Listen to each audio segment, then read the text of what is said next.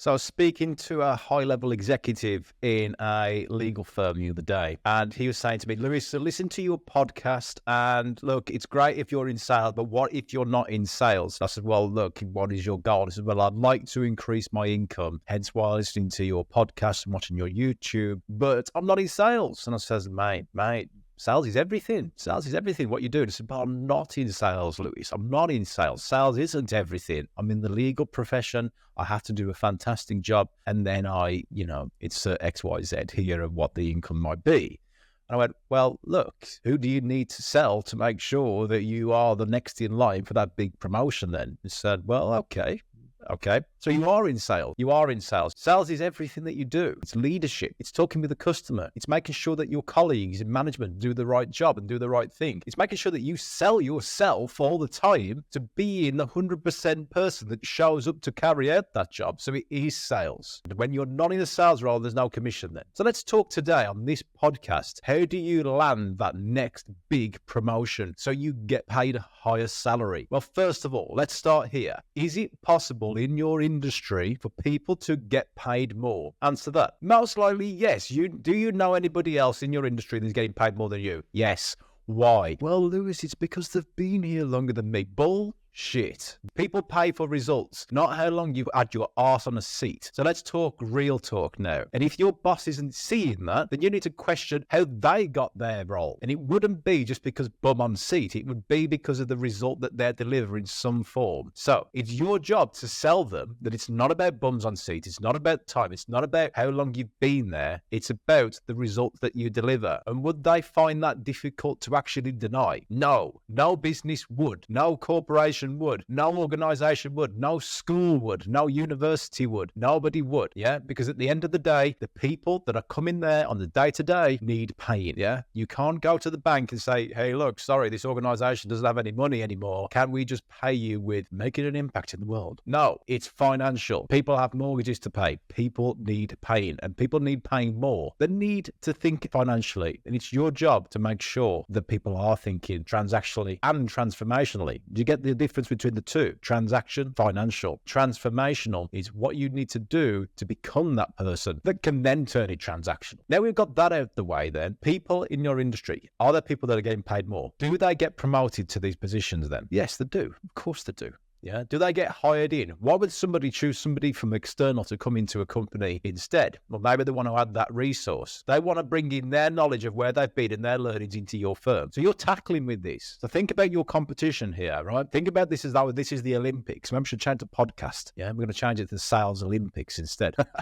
Now think about it then. If you're competing against somebody else for this role, and that's the harsh reality, isn't it? Yeah, all this teamwork shit that you see on LinkedIn. The reality is that, yeah, you need the teamwork when you're in the role, but you don't need teamwork to actually get the role. Yeah, you probably need to do the teamwork to get it, to show that you can do it. But when it comes to that seat, only one person can win that gold medal and sit in that seat. And it needs to be you. So cut everything else out. It's not serving you well. You need to be in this mindset that there is a role that's coming up in the near future, or might be there now, or hasn't been created yet. It's up to you to start to make that role, by the way. But if you're going to get that, and I'm talking about larger organizations now rather than SMEs, if you're going to be the person that sits in that seat, what do you need to do about it? So first things first is understand that there will be a role and you deserve to have it, but not if you sit with your bullshit beliefs of thinking that it's just going to end up with somebody who's been there for a longer time, or they're going to bring somebody in. Look, they're bringing somebody in because they've got skills that this company might need. So why don't you just go and learn the fucking skills instead? Why don't you go out there, learn the skills that's required, and show them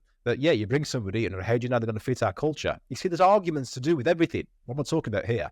Sales. This is why everybody in every career needs to have good sales knowledge, because you need to take ownership for your own success. And the only way you're going to do that is through influencing somebody else that you are the best person for the role. And you should be the best person for the role because you're watching videos and listening to podcasts like this. What do we do next then? Number one, understand that there will be a role and you deserve it. Number two, somebody needs to sit in that seat. There's some competition to have here. So why do you deserve to be in that role? Ask yourself this. What is it going to take for you to be in that role? Well, strip it all back, take yourself off the football pitch for a while and look at what is the organization trying to achieve. What are their key goals and milestones? And if it's a good organization, they will have the vision of what they need and the mission.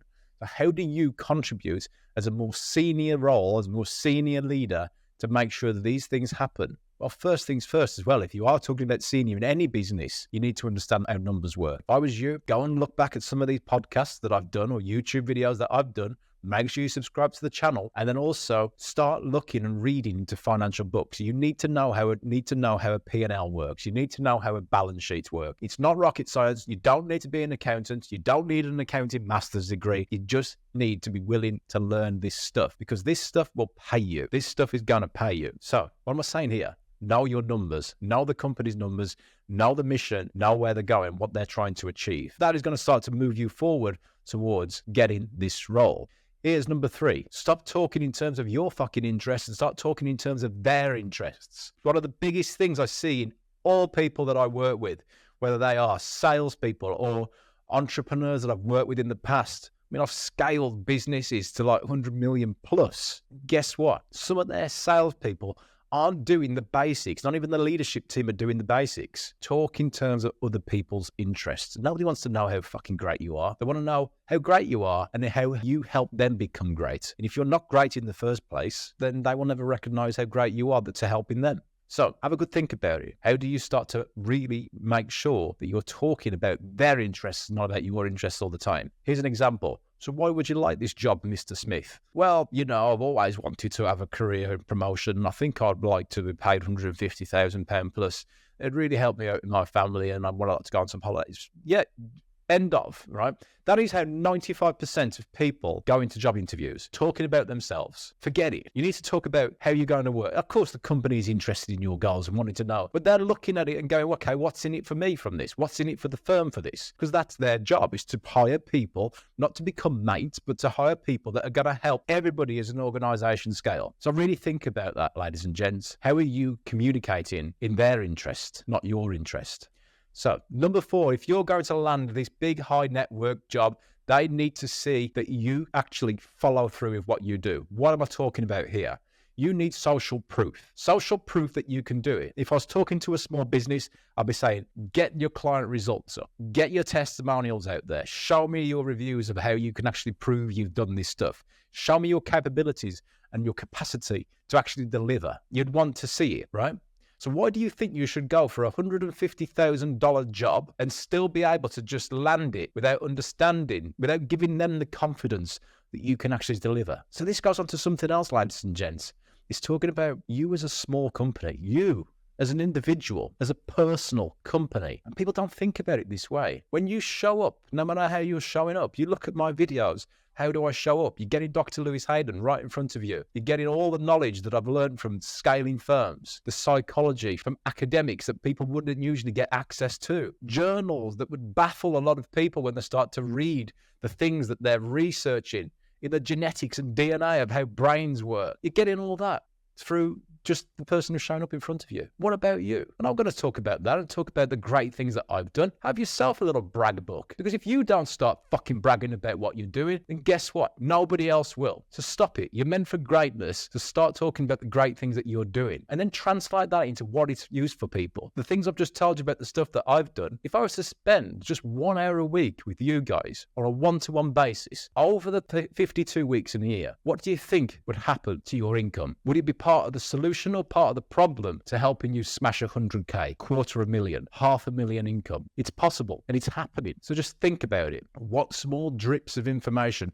who do you need to be around that are going to support you to move forward? I think we're moving on to number 6 there, aren't we? Your environment. Who do you need around you? Who needs to be around your boardroom table to be giving you this information? Not just the information, but energy, belief in yourself, confidence. You talk about a lot of the reasons that people don't land these big jobs because of your skills and your confidence in delivering it. If you're not confident about it, do you think the employer is going to be confident about it? So being able to transfer confidence is key here. And I'm not going to go into the psychology and the detail and the journals for it. I'm going to keep it really, really straight for this podcast and for this episode, whether you're watching it on YouTube or Spotify, whatever it may be. I'm going to keep it really simple for you. You need to have a contagion effect that is delivering people with confidence all the time. Because as soon as you show like a small dent in that armor, it raises suspicion. So show up all the time. Cut the bullshit out. This whole self-sabotage stuff that people go through, it's so huge. It's holding people back from achieving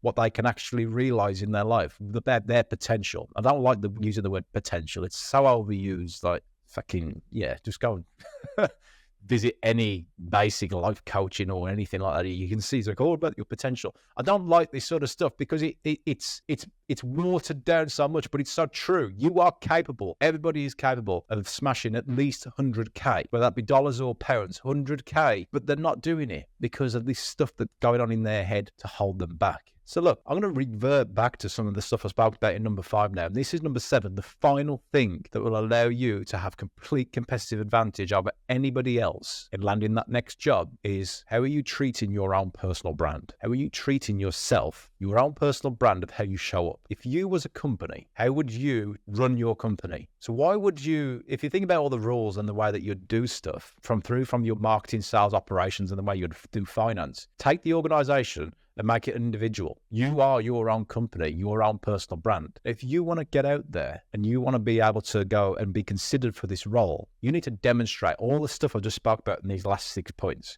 Wrap it all up together. How do you make it in for them?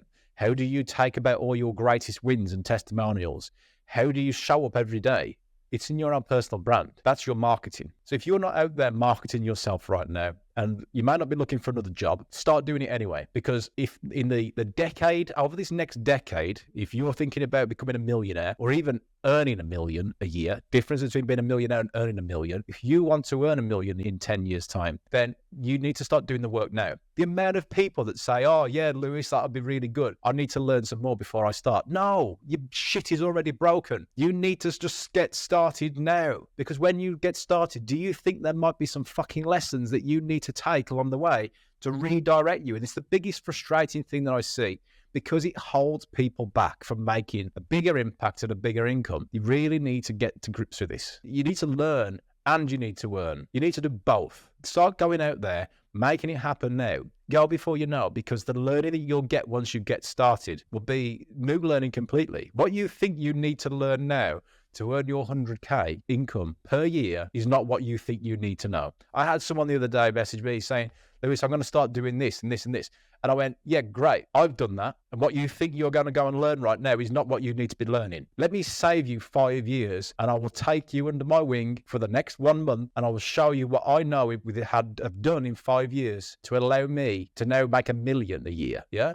To become a millionaire by the age of 40. Let me show you so I can save you a lot of time. What about if you could do that? Because resources that you have, time, you've got a limited time. Yeah. If you're 20, you don't have that long to start to work it out so that you can live the life that you want before you're 30 or 40 or 50. Doesn't matter what age you are. It depends on how fast you want to get started. So just start doing it now. That's the one thing.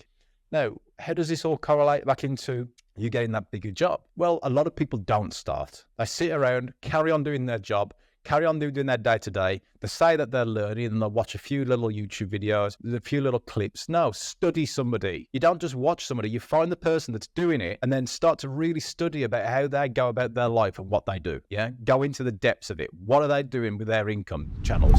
What are they doing with their day-to-day? How are they spending their time? Who are they hanging around with? Yeah. What really matters to them? What are their values? What are their beliefs? The amount of shit that you see nowadays of, like, I see people on like Instagram, they buy a Lamborghini Huracan, and the Huracan's probably like, I don't know, like 2013 or something like that. You know, it's like 12 years old. And then they're talking about how to become successful and this. And I'm like, if you're going to become successful, the first thing you don't do is buy a fucking Huracan. You learn how to create the income first based on where your money is and where you're investing it. Yeah, it's a bit of a rant there, but it really annoys me. But the thing is, it gets attention, doesn't it? People want to know about all the things that people have that they're showing off, but they don't want to see the actual things that it takes, depending on your goal. And if it is landing that really high level next promotion, then you need to think about, what is it actually going to take here? Is it going to take you flexing around in the showing off with all the, the nice new things you have and the houses and the cars? Or is it going to take you reinvesting that money so that even if you're about to, if you're doing 50K, how do you reinvest those finances so that you do have 150K? That's how you need to be thinking. And it's those people that do that land these very high-powered 500K plus, 1 million plus income a year jobs. Have a good think about it. Where are you spending your time and where are you spending your money right now? Catch you on the next episode.